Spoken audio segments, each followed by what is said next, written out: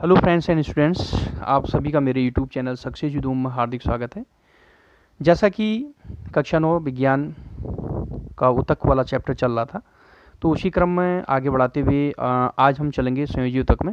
संयोजी ऊतक से पहले मैंने आपको एपिथेलियम ऊतक के बारे में बताया था। तो फ्रेंड्स आज चलते हैं संयोजी ऊतक। संयोजी ऊतक क्या कहते हैं, इस वीडियो को प्रारंभ करने से पहले आप प्लीज़ इस वीडियो को पूरा देखेंगे ताकि आपको संयोजी ऊतक पूरी तरह से समझ में आ जाए। तो संयोजी ऊतक है क्या, इसको हम उदाहरण से समझते हैं। ठीक है, तो संयोजी ऊतक का उदाहरण रक्त एक प्रकार का संयोजी ऊतक है। ठीक है, तो अब जानते हैं हम संयोजी ऊतक की कोशिकाएं जो हैं कम जुड़ी होती हैं। संयोजी ऊतक की जो कोशिकाएं होती हैं आपस में कम जुड़ी होती हैं और अंतर कोशिकीय मैट्रिक्स में धसी रहती है। ध्यान से सुनिएगा, अंतर कोशिकीय मैट्रिक्स यानी कि मैट्रिक्स एक द्रव होता है, एक तरल पदार्थ है, उसमें ये कोशिकाएं आपकी धसी रहती हैं। ठीक है, ये जो मैट्रिक्स है जेली की तरह भी हो सकता है। देखिए ध्यान दीजिए, ये मैट्रिक्स यानी कि जो तरल पदार्थ है कैसे कैसे हो सकता है, जेली की तरह भी हो सकता है, तरल भी हो सकता है पानी की तरह, सघन घना भी हो सकता है, डेंस हो सकता है यानी गाढ़ा हो सकता है, और कठोर भी हो सकता है। ठीक है, ये मैं आपको पहले बता दे रहा हूँ। इसके आधार पर ही हम जो है इसी मैट्रिक्स के आधार पर या इसकी प्रकृति के आधार पर विशेष संयोजी ऊतकों के कार्य के अनुसार यह बदलते रहती है। ठीक है, इसी के आधार पर हम देखेंगे कि संयोजी ऊतक कई प्रकार के होते हैं। ठीक है, तो फ्रेंड्स जो संयोजी ऊतक है उसमें सबसे इंपॉर्टेंट चीज़ क्या है आपका, एक लाइन की हम बात करें तो सबसे महत्वपूर्ण चीज़ उसमें मैट्रिक्स है, यानी आधात्री मैट्रिक्स यानी कि एक तरल पदार्थ है और उसी तरल पदार्थ में कोशिकाएं जो हैं डूबी रहती हैं, कोशिकाएं डूबी रहती हैं।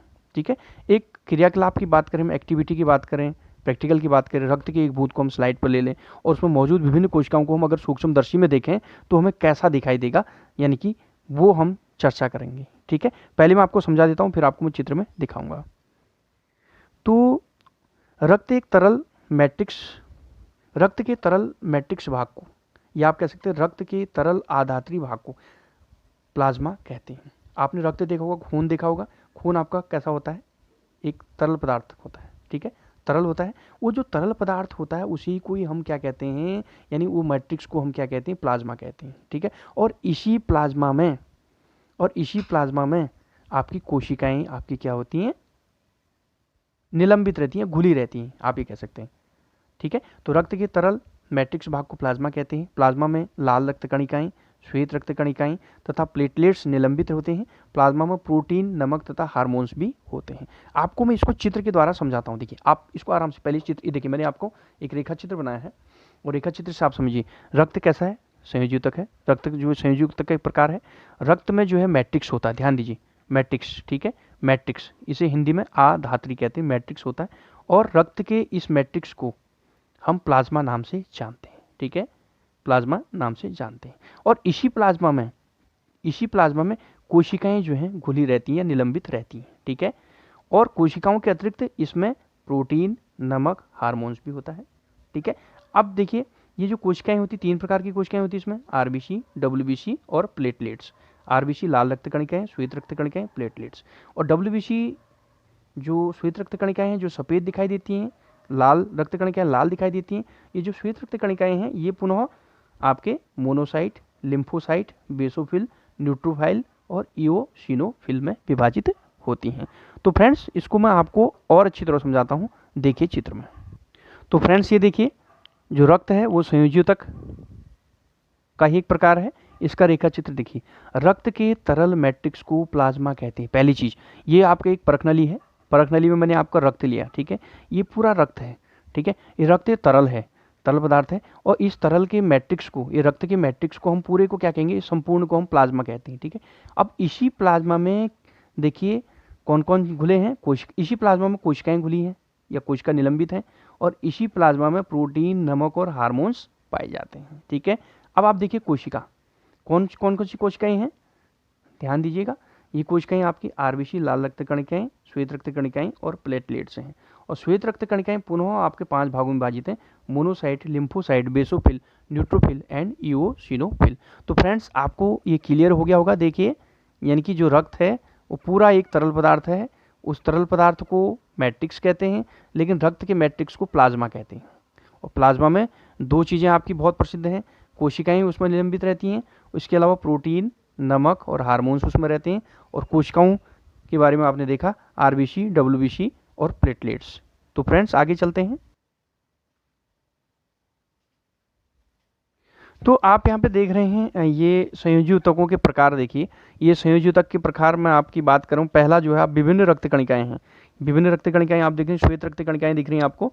ये लिम्फोसाइट है, मोनोसाइट है, प्लेटलेट्स है, बेसोफिल है, इओसिनोफिल है और न्यूट्रोफाइल है। ठीक है, ये इनके बीच में काला काला केंद्रक है, और ये जो आपका देख रहे होंगे ये कोशिका द्रव्य है।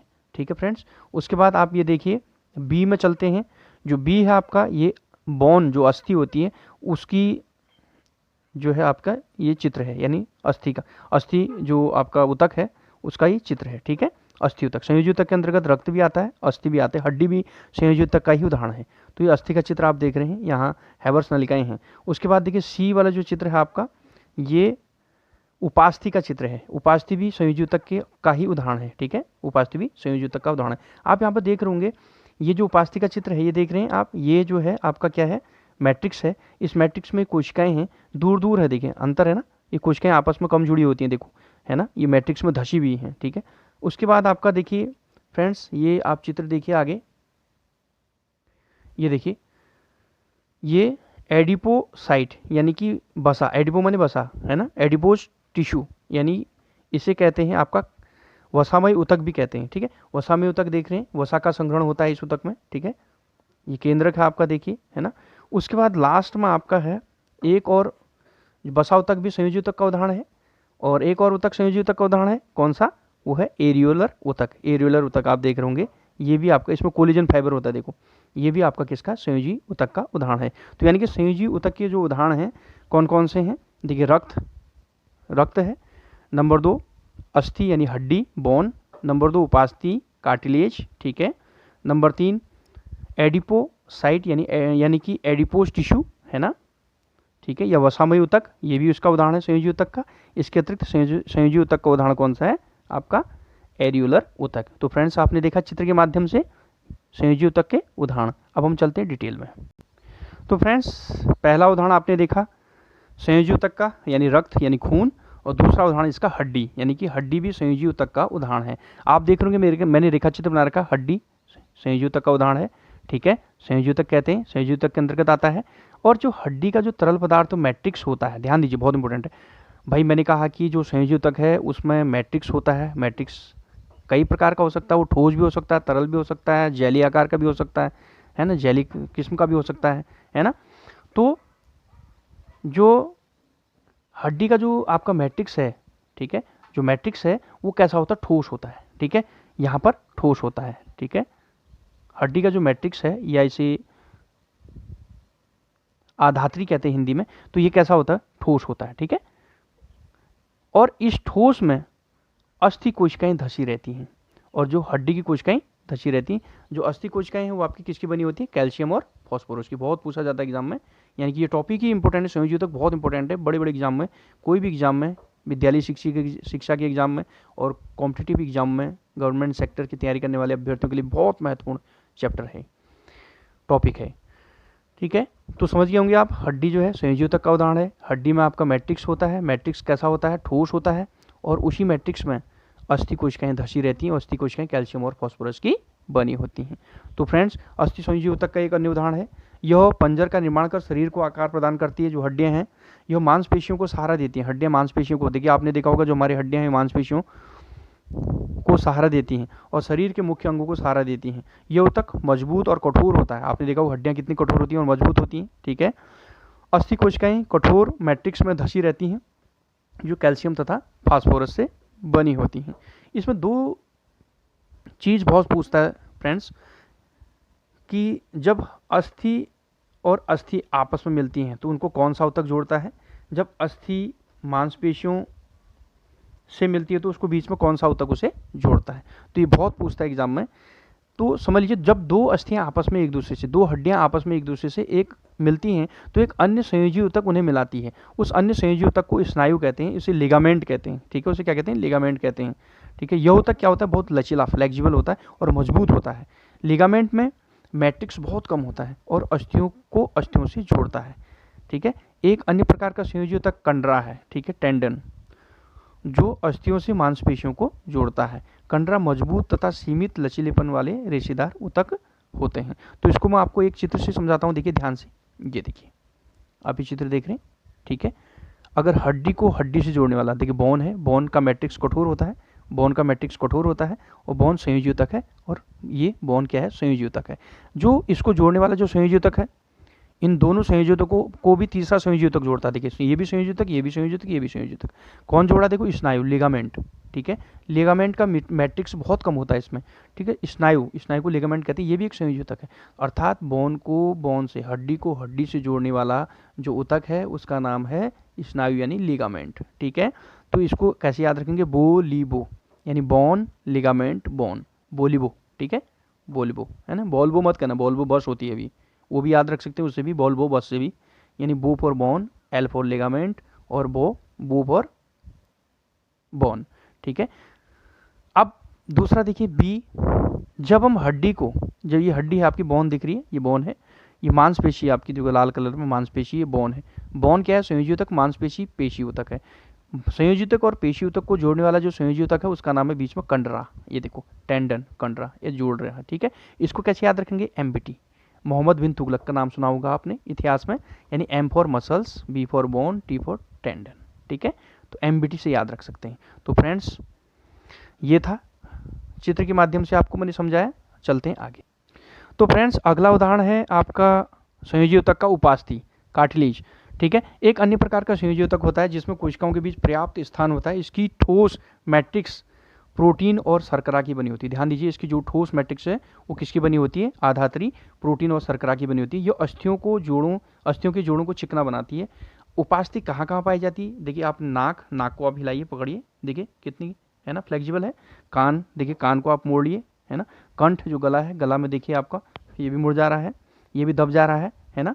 और श्वास नली, कंठ और श्वास नली, जो श्वास नली है आपकी वो भी आपने देखा होगा, वो भी हल्का सा फ्लेक्सिबल होती है। ठीक है, यहाँ आपकी क्या पाई जाती है, उपास्थि पाई जाती है। उपधन अस्थि, यानी कि हड्डी जितनी हड्डी कठोर है उतनी कठोर न होगी, उसकी 50% कठोर है। ठीक है, तब इसका नाम उपास्थि। जैसे डीएम होता है, एचडीएम है ना, डीएम के पास ज़्यादा अधिकार होते हैं, एचडीएम के पास कम। उसी प्रकार अस्थि ज़्यादा मजबूत है, जैसे डीएम ज़्यादा मजबूत है एचडीएम की अपेक्षा, वैसी हड्डी ज़्यादा मजबूत है ना, उपास्थि की अपेक्षा। उपधन अस्थि यानी कि, है ना। तो उपास्थि नाक, कान, कंठ और श्वासनली में उपस्थित रहती है। हम कान की उपास्थि को मोड़ सकते हैं, परंतु हाथ की अस्थि को नहीं। हाथ की अस्थि को मोड़ दोगे बिल्कुल नहीं मुड़ेगी, लेकिन कान की उपास्थि मुड़ जाएगी। ठीक है, तो आपने ये देखा। अगला जो उदाहरण है इसका आपका एग्जाम्पल आपका 4 आप देखेंगे, उदाहरण 4। ठीक है, तो चौथा उदाहरण इसका है आपका एरियोलर संयोजी ऊतक। ठीक है, एरियोलर संयोजी ऊतक त्वचा और मांसपेशियों के बीच रक्त नलिकाओं के चारों ओर नसों और अस्थिमज्जा में पाया जाता है। ध्यान दीजिए, एरियोलर संयोजी ऊतक कहाँ पाया जाता है, त्वचा और मांसपेशियों के बीच में, जो आपकी स्किन है, बाहर की खाल है, और उसके बीच में, उसके नीचे जो है ये पाई जाती है, और मांसपेशी उसके बाद है, उनके बीच में पाई जाती है। ठीक है, त्वचा और मांसपेशी की रक्त नलिका के चारों ओर, रक्त नलिका यानी कि धमनी और शिरा के चारों ओर जो है ये पाई जाती है। जो हमारे नस आप देखते हैं उनमें ये पाई जाती है। अस्थिमज्जा में पाई जाती है। अस्थिमज्जा क्या होता है, अस्थि माने हड्डी, हड्डी यानी अस्थिमज्जा आपकी जो हमारी जोड़्स हैं बीच बीच में, हाथ के बीच में जोड़ हैं जो, ये अस्थिमज्जा कहलाती है। अस्थिमज्जा यानी कि आपने हड्डी देखी होगी, कभी मांस खाया होगा, जो मांस खाते हैं, मांसाहारी हैं, तो उन्हें देखा होगा जब मटन वो खाते हैं तो मटन की जो हड्डी होती है, कभी उनने मुंह से उसको जो है वो हड्डी के बीच को, खोखले स्थान को मुंह से सूखा होगा तो देखा होगा कुछ पदार्थ वहाँ से आ गया, फिर उसको खाते हैं, तो वही अस्थिमज्जा है। वहाँ पर अस्थिमज्जा में रक्त का निर्माण होता है, आरबीसी का निर्माण होता है। ठीक है, बोन मेरो कहते हैं इसे। यह अंगों के भीतर की खाली जगहों को भरता है, आंतरिक अंगों को सहारा प्रदान करता है और ऊतकों की मरम्मत में सहायता करता है। ठीक है, अगला है भाई, आपने देखा होगा, अगला जो है आपका वसामय ऊतक। ठीक है, वसामय ऊतक यानी हमारे शरीर में वसा कहाँ संचित होता है, जो हम फैट खाते हैं, जैसे घी हो गया, घी एक वसा है, मक्खन एक वसा है, तेल एक वसा है, तो हम ये जब खाते हैं, डाल्टा एक वसा है। ठीक है, इसका संग्रह करने वाला जो ये संग्रह कहाँ इकट्ठा कहाँ होता है, ये वसामय ऊतक में इकट्ठा होता है। ठीक है, जो वसामय ऊतक में इकट्ठा होता है, वसामय ऊतक त्वचा के नीचे आंतरिक अंगों के बीच पाया जाता है। ठीक है, त्वचा के नीचे आंतरिक अंगों के बीच पाया जाता है। इस ऊतक की कोशिकाएं वसा की गोलिकाओं में भरी होती हैं। वसा को संग्रहित होने के कारण यह ऊष्मीय कुचालक का कार्य भी करता है। ठीक है, और वसा यह ऊतक हमारे शरीर की रक्षा भी करता है, चोट पटक और ये बाहरी आघातों से हमारी जो है शरीर की क्या करता है, ये रक्षा करता है। तो फ्रेंड्स, आपको अगर मेरा वीडियो अच्छा लगा तो प्लीज़ इसे सब्सक्राइब, लाइक एंड शेयर कीजिएगा और कमेंट बॉक्स में बताइएगा कि आपको मेरा वीडियो कैसा लगा, और घंटी को प्रेस कीजिएगा जिससे आपको समय पर नोटिफिकेशन मिल सके। थैंक यू फ्रेंड्स, मिलते हैं अगली वीडियो।